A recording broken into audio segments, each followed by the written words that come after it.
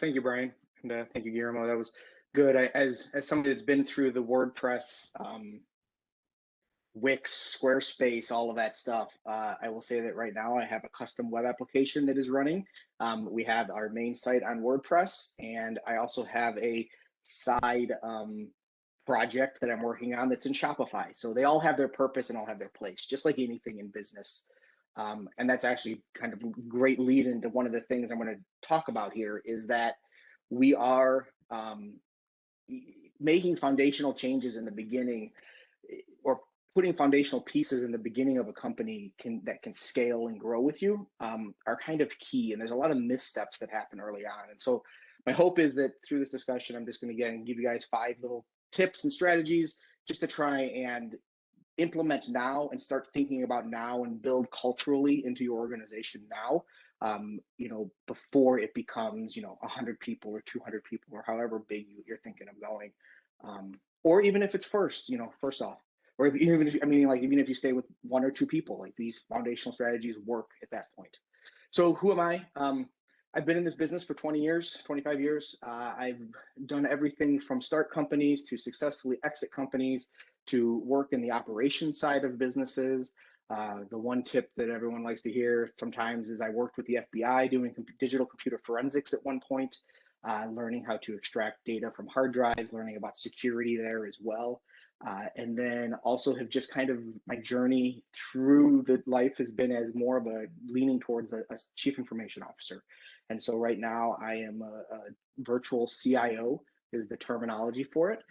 Basically, that means I work part-time with companies. I help them and guide them down paths that they need. So a couple examples, not recently completed, about 3 years ago, we completed a major digital transformation project within an organization that has now tripled their revenue because of the digital transformation, and has through that process though saw overhead growth minimally. So they were a transportation company. They used to have 3 dispatchers working full time when I started with them. Now they have about 2.5, and they've tripled their fleet size. So that's what digital can do for you. That's what selecting the right products can help you with. So we kind of start out, typically my process starts out with an analysis of the process of the quote to cash, if you want to call it that, and then we kind of see where technology can plug in. So some of the 5 keys that we have here that I'm bringing to you guys today, as you're starting out: 1, keep your technology stack simple. Don't try and use this and this and this and this. You'll see that it gets fractured very quickly. But at the same time, try and keep things simple, even if maybe you think another product that's better somewhere else, but you have a product that meets 90% of your needs, you do it right, keep it in there. Leverage the cloud where you can. So these two kind of stick together in the sense of when you select your stack, leverage the cloud. Security first culture. I'm going to dive into this in a little bit here. This is a huge, huge thing right now. Cyber resiliency plan. So these used to be called cybersecurity plans. They used to be called disaster recovery plans. There was all these terms for them. The terminology is now switching to cyber resiliency, and that's because it's not if you're going to get hacked, it's when you're going to get hacked. That's basically what it's come down to, is the government, NIST, all these other agencies have come out and say it's just a matter of time before that happens. So how are you going to react to that? And then lastly is selecting the appropriate solutions for your company. So to kind of dive right in, this is just an example of a stack that I would put together. This is one that I've run multiple companies on. It's a great one. So, you have your website, your web designer, Guillermo's over there. You have your CRM, your accounting software. I love Xero. I know QuickBooks is a big one. If anybody's never heard of Xero, check them out. They're awesome. And I am not a QuickBooks fan. So but Outlook for email. And this is kind of the Outlook, SharePoint, Teams. It's all in that Microsoft 365 package. It is a fantastic package. 4 years ago, I would have said go with G Suite. Google's awesome. Microsoft's no good. In the last 4 years, the value that's baked into that 365 package for Microsoft for small businesses is enormous. There is so much good stuff in there that it's amazing to me that I'm finding that Microsoft can offer that at that price point. Voice is a good one. OnSIP, I love them for voice. They're a great voice company, hosted PBX. I've been using them for over 7 or 8 years. Inexpensive to start with, and they scale with you.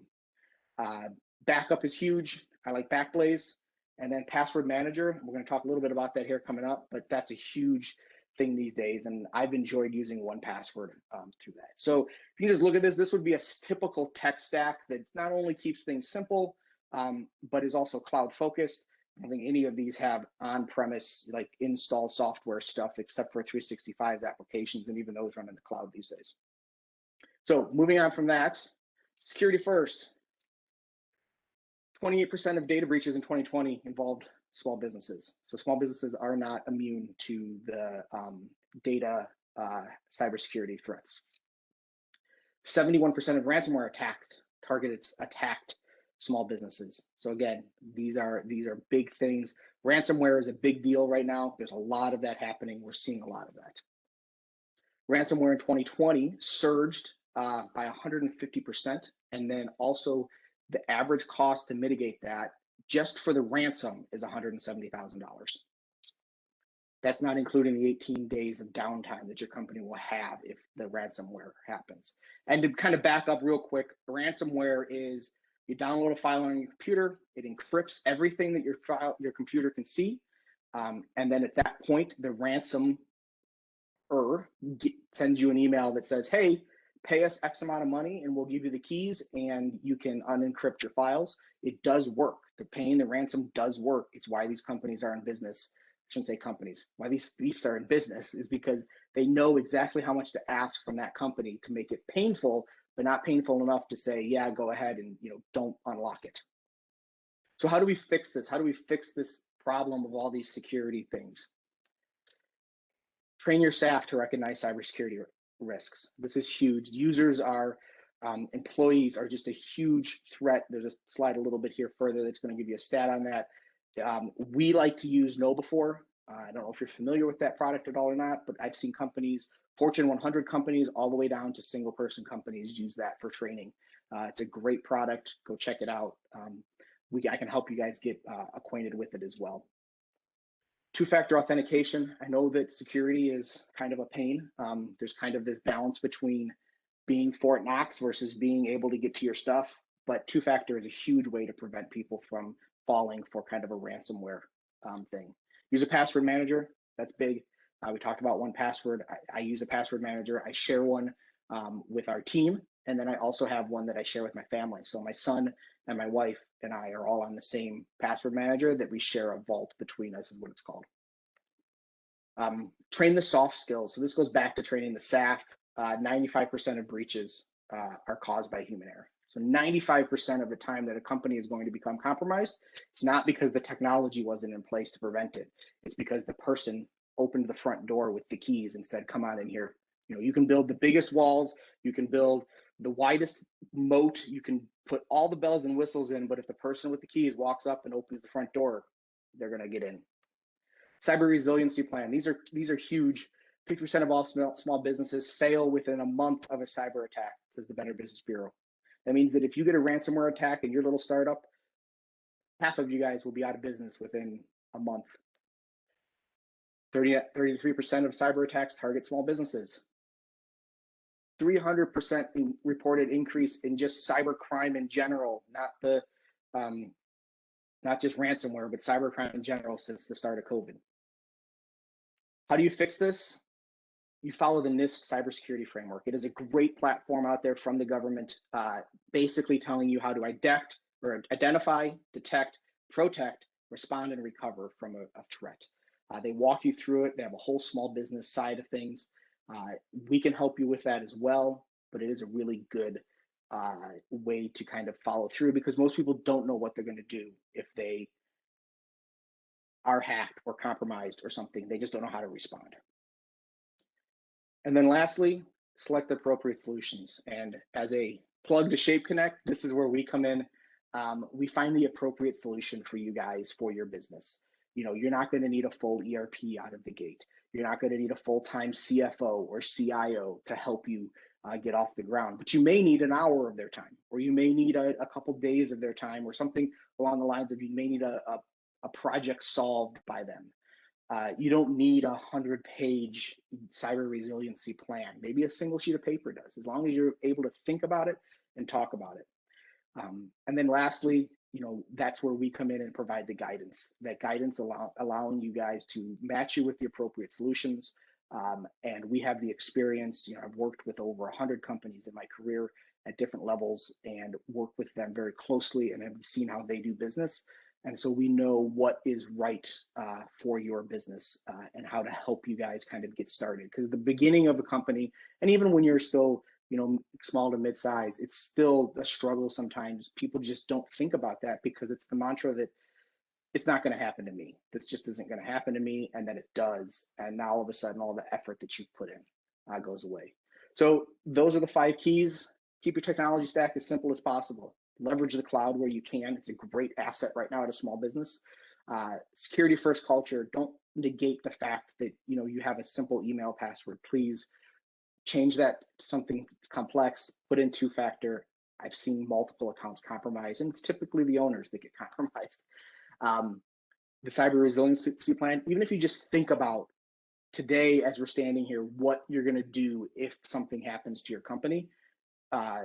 Just think about it. Think about what the next steps are there, and then select the appropriate solutions. Find the stuff to know that that fit your size company. So that is all I have. Brian, go ahead, sir. Before I go into maybe how to kind of get more visibility for your business too, any questions for Mark off the top?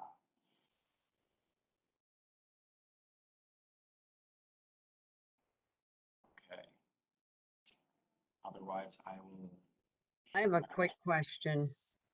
So is there any benefit to any of the subscription,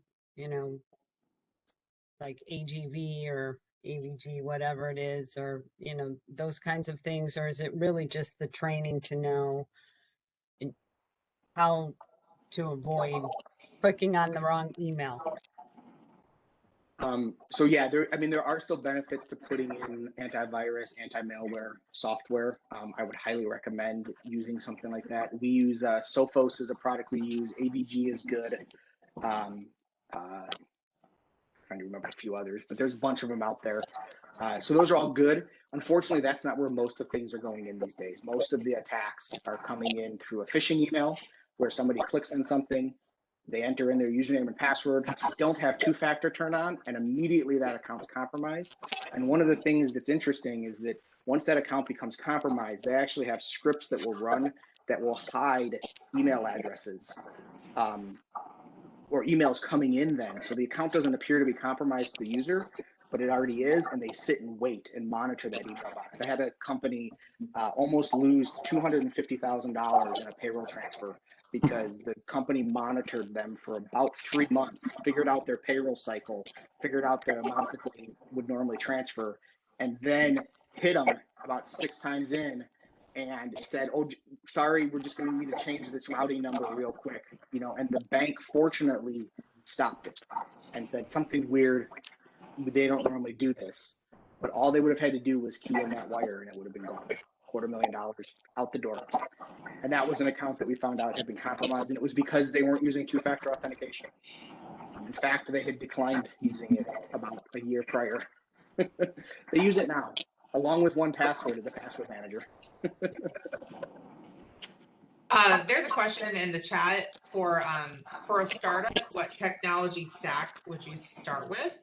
Kind of must-haves, and kind of tagging with that. My question too is for a startup, an early stage, and there's so many different technology options out there, right? And depending on your industry too, there's certain ones like you want to use. How do you? Is there a test to put them through? Before you say, "Hey, this is a secure platform. I know I can jump on board with." Yeah, so a lot of that depends on the company's needs. So, it's tough to say what stack to jump kind of right into. Things like the core things that I would do with every company I started with. I'd sign up for a Xero account for accounting because I love them for accounting. I would sign up for Microsoft 365 to get all of the benefits that they offer there. I would sign up for 1Password if I had more than one person in my company. Because anytime you start sharing passwords, it's just a fantastic product. I will tell you that I just use it personally as well. Like, it's great. It syncs with your phone. It does. I don't have a password I don't know a single password anymore because they're all randomized and stored in there.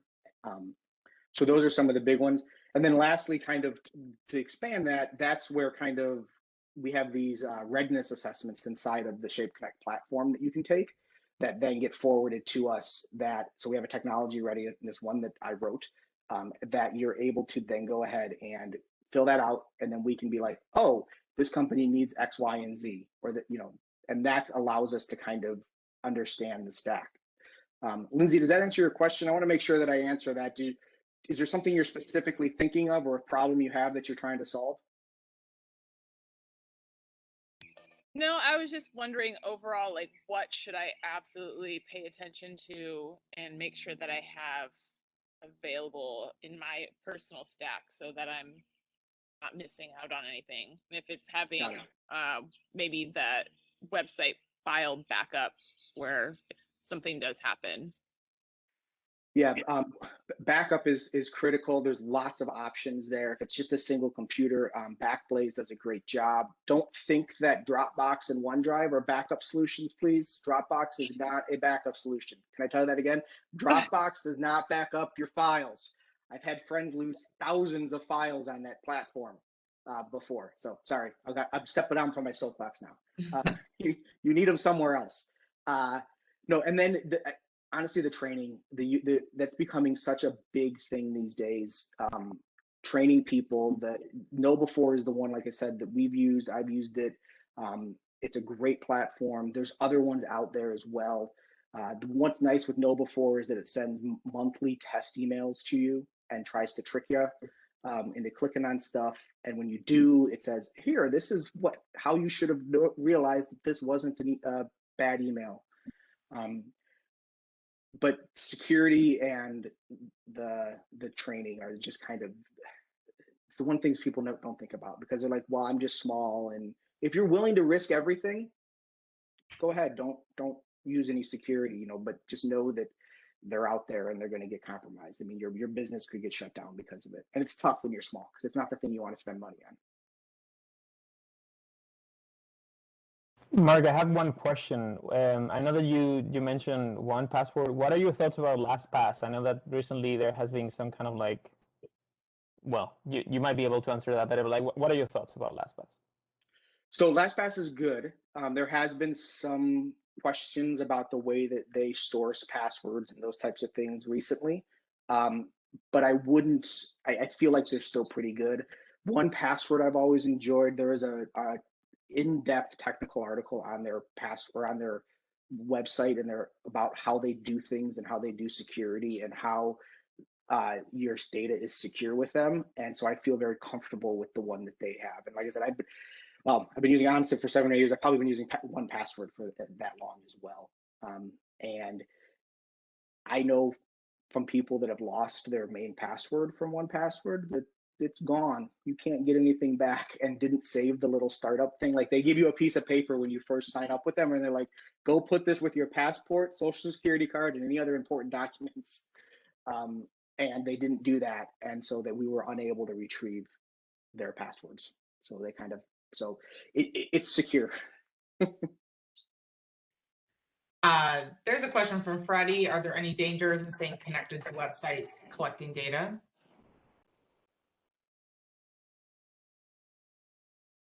I would have to know what data they're collecting. I mean, every website collects data. That's how, so I don't know how, what are you referring to there? Is this, Freddie, is this like Facebook, you sign in via Facebook to a site?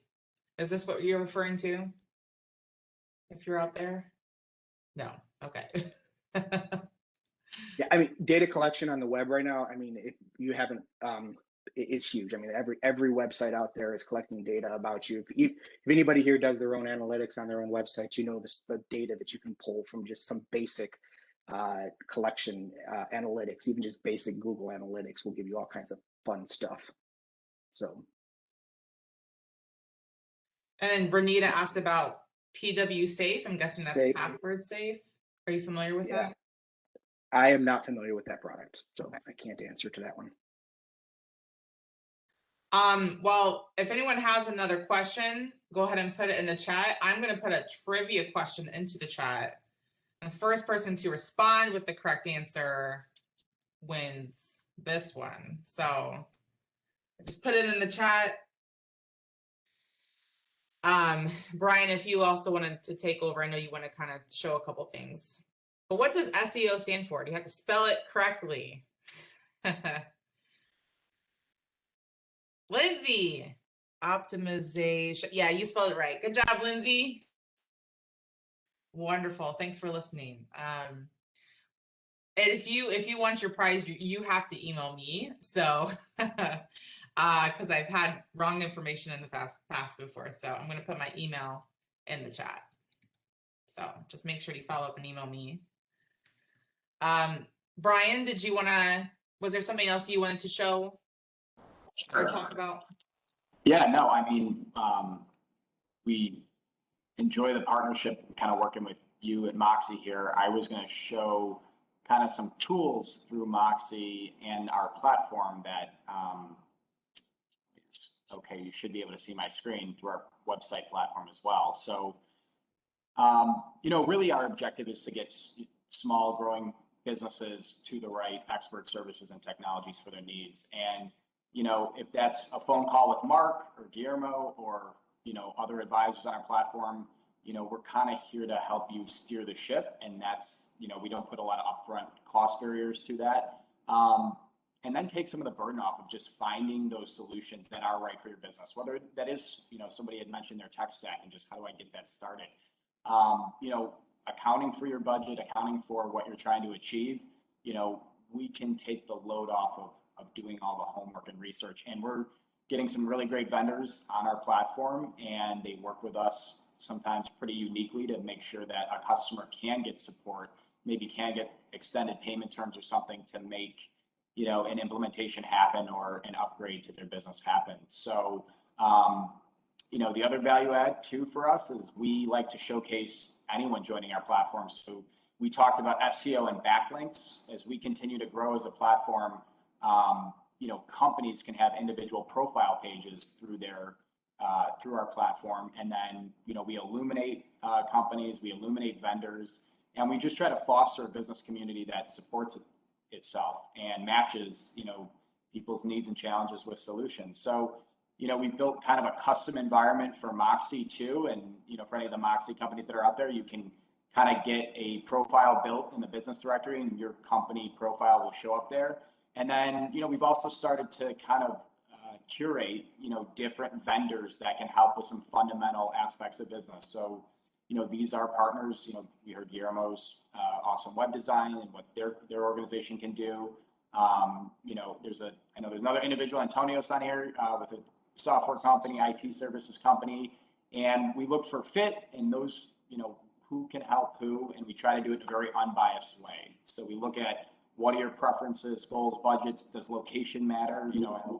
Some of you are out in New York, some of you in Toronto, some of you in Chicago. If you want to have somebody close by, we can account for those type of factors as well. But, we'll continue to look for partners for the Moxie community, but, anyone can log in, utilize our platform to initiate a project. We'll try to find those partners for you, put together a comparison scorecard that ensures that you feel confident in one of the 2 partner recommendations, and then give you the full ability to, manage a project with a partner from an agreement to an invoice. All that can be done within the platform with no upfront costs. And then, of course, you can build your company profile page and have a really nice looking, let me see if I can get to an example here, but a pretty nice looking page and backlink for your business. So those are kind of a few ways to work together. And if there's anything, just time is money. So if there's anything slowing you down and you're living with business challenges, we're happy to help. And Mark or Guillermo or Yvonne or anyone else will talk to you about what some steps forward might be. So any other questions or? Well, I'm going to put, for those that stuck around, I'm going to put one more trivia question. And you can also ask questions on your own too, but put it in the chat. First person to give me, because I didn't know what ransomware was. So to give a good enough answer that Mark would approve, Mark is going to be the final judge. And also, any other questions? Oh, boy. Generally, feel free to come off the mic. But you have to type your answer for the trivia. Be a book. It's a book, yeah. Don't. If you Google and copy and paste Wikipedia, I swear I'm gonna find out. Who's pasting the opening paragraph Right. of Wikipedia right now? To expound on that a little bit, I mean, ransomware is become huge out there. It's become a big deal, and it is something that companies are constantly struggling with. The thing is that it can be easily mitigated. It sounds proper terrifying. security and the proper training, and it doesn't take much. It can be something that is not a thing. Hold your website for that's good. That would be a really actually easy ransomware attack.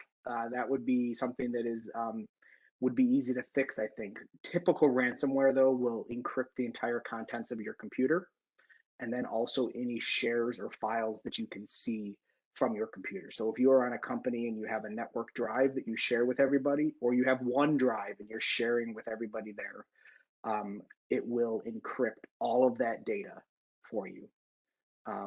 It sounds like for you, like it's doing you a favor. It's not doing you a favor. It will, but it will encrypt all of that stuff. We've seen the biggest ones. I mean, you can go look. Toyota got hacked. They millions of dollars, shut down an entire plant in, I believe, Ohio.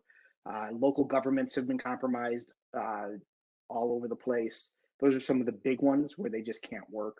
Then you get the big ones like, what was the other one that just happened? Hospitals. Actually, somebody died from a ransomware attack in a hospital because the hospital was taken offline, and it was a direct result of the ransomware attack. And that's been the first one now where they're actually trying to go after those people for a manslaughter or murder charge or whatever. So pretty crazy. That's crazy. Renata, you win that one. So come get your prize when you come in next. All right, guys. Thanks so much for sticking around. You're great. This was recorded. I'll send you the recording. If you have any other questions, just email one of us. I'll give a follow-up email so you can reach out to any of these guys here. So thank you. We'll see you later. Thanks, everybody. Thank you very much. Thank you. You guys rock.